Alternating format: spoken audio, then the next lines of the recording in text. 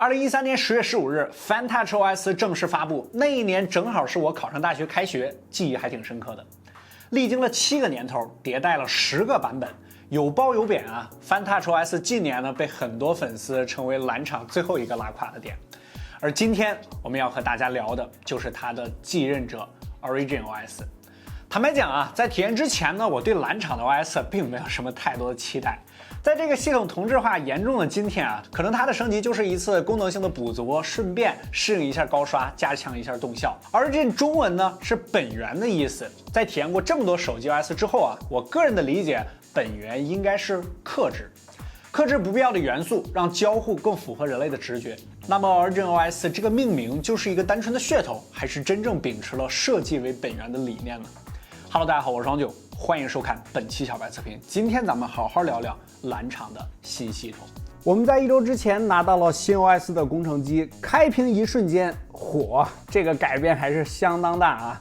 将 App 的图标和原子组件以大面积的形式进行显示 ，App 与组件之间保持适当的距离。整个新 OS 采用了隐藏图标文字的设计，配色柔和，没有多余的元素，这就是原 OS 桌面给我的第一印象。 直观简洁，比之前好看太多了，好吧？你还可以用一句话形容啊，就是挺像 iOS 的。两者虽然都是通过桌面组件的方式呈现新的风格变化，但是两个组件的风格思路其实还是有比较大的差别的。iOS 14的桌面小组件思路更多的是展示作用，但是原 OS 的原子组件又增加了一部分2级操作，充分利用了这个小组件的空间。 比如啊，它将几个大音乐平台集合到一个按钮里边，点击2下呢就能无缝切换。我用 QQ 音乐听完周杰伦想睡觉了，不需要进入 App， 只需要一键就能切换到喜马拉雅，继续我的德云社讲相声，非常快捷。这个随身听的小组件虽然只以1×2和1×3的小尺寸展示，但是它囊括了暂停播放、切换音源等等必备的功能，就像当年的 MP3啊，足够小巧，但是它足够实用。 你可以回想一下 MP3 的需求本源是什么？没错，就是单纯的听个歌。而这个小组件带来的意义也是如此，没有烦人的开屏广告，也不会被眼花缭乱的过载信息干扰，就是单纯的听个音乐、听个音频。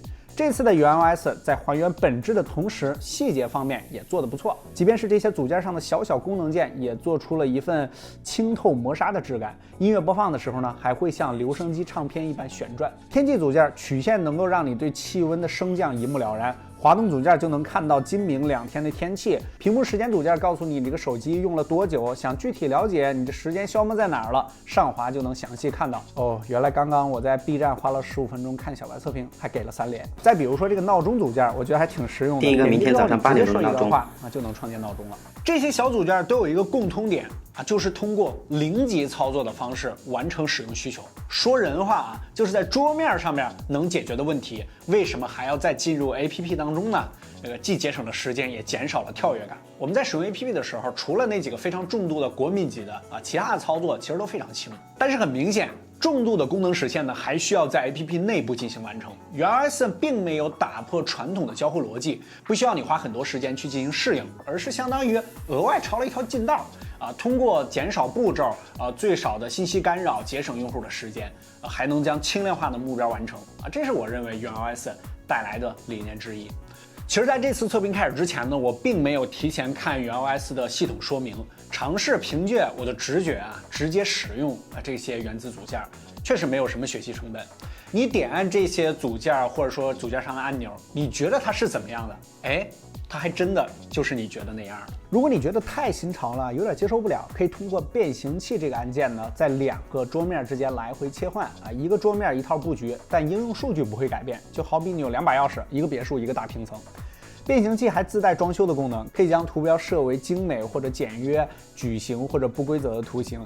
它还能实现不同的视窗风格，单色模糊太常见，我们就不多说了。天空视窗呢，会根据所在地区的天气变化而进行变化，带来微风光照或者是雨滴的效果。时光视窗感觉很有情怀会打上植物的光影，随着时间变化，整体光照的强度、方向、色温也会有所不同。这些设计确实比之前充满了活力，也更有生命力一些，能够让你在这个数字代码组成的虚拟世界中感受到一些物理世界的温暖。我们也询问了蓝厂工程师，这次的原 OS 呢是从系统底层级的大改进，这个大风格、小细节的视觉体验以及便捷提升都还是比较明显的。使用了一段时间，在其他很多地方呢也发现了原 OS 想传达出的这种本源理念，比如使用和没使用过的文件管理会有些许不同，你发现了吗？天气图标会直接展示晴天或者下雨，相册呢会根据季节不同展示不同的细节，这些设计的小心思不会刻意展现，但是会随着时间的推移而改变。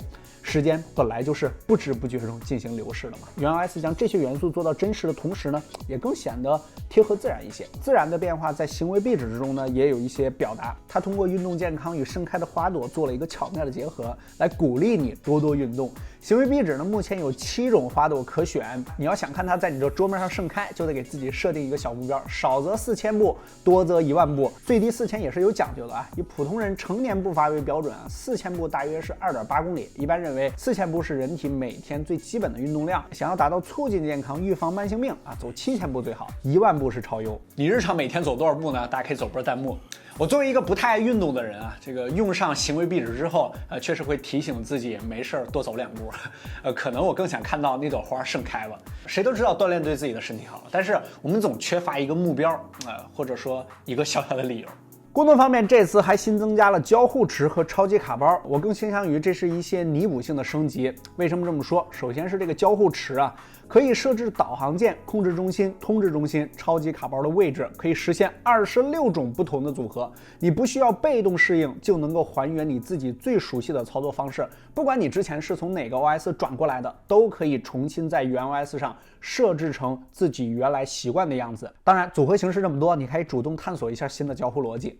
但是这个东西你设置好之后啊，基本上不会再打开了啊。毕竟一般我们也不会轻易改变自己的使用习惯。超级卡包呢，相当于是一个快捷支付功能，除横屏之外啊，任何界面都可以调出，功能齐全，还能换皮肤啊。它的出现呢，是为了弥补 FanTouchOS 没有更好的支付方式的弊端，体验肯定是升级的。除了这些大的方面啊，这段时间的使用啊，还有一些比较值得提及的小地方，比如说更加细腻自然的非线性动画，这个为了适应高刷肯定要升级的，随时可以暂停动画过程。多任务图标相互撞击呢，会有不一样的惯性。后台任务呢，还可以展示更多内容，状态的时间不在局中，布局也更加合理。指纹识别的颜色终于可以适应不同的背景了，不再像之前那么突兀。面部解锁图标移至屏幕上方，更加符合视觉观感。亮度条不再是单一颜色，而是有着明显的由冷至暖的变化过程。除此之外啊，还有很多小细节的改进，时间关系我们就不一一提及了。总的来说，原 OS 在实用性和美观度上这次提升还是非常大的。但是有一说一啊，美中不足的地方也有，比如依旧没有全局小窗，浏览器也没有精简模式，安装 APK 有应用推荐，这些都是值得改进的点。vivo的最后一块短板，这次算是给补齐了。蓝厂的新系统，这次你给几分呢？大家可以走一波弹幕。X60 Max 5纳米的1080芯片，居中小挖孔，120赫兹高刷，加上200克以内的重量，加上大底微云台，再加上原 OS，想想是不是很带劲？当然别多想，这些都是我瞎猜的。将 UI 元素风格进行重组啊，排除了很多信息干扰，这个完善小细节，这是我在体验完原 OS 之后的整体感受。原子组件呢，肯定是这次 OS 的核心亮点。官方的组件不用说了，这个功能、UI、细节各个方面做的都非常用心。开发者呢，你可以进行第三方的适配啊，我特别希望啊，这个 vivo 呢能够统一一下适配的风格，保持 OS 的视觉一体性，要不然花里胡哨的这个撕裂感会非常强。有一点啊，其实我一直都非常好奇，就是为什么这次小组件的名字呢叫做原子组件啊？我后来是这么想的啊，这个原子呢虽然不是最小的物质，但它却是最早发现的粒子。这项发现呢可以说是奠定了现代化学的基础，而 vivo 这次把它叫原子组件，可能也富有这层含义吧。一切回归本源，让交互化繁至简且富有生命力，重新出发。OK， 这就是原 OS 我们近1周多的这个体验啊，差不多都跟大家聊到了。当然，现在我们体验到的这个还是一个公测的版本，后续呢肯定会有不少的这个优化，到时候我们持续会在微博、B 站、微信公众号跟大家分享。OK， 更多的任何精彩，大家可以关注我的 B 站、新浪微博和微信公众号，都搜索小班测评就可以了。不关注你，小班测评，我们下期视频再见。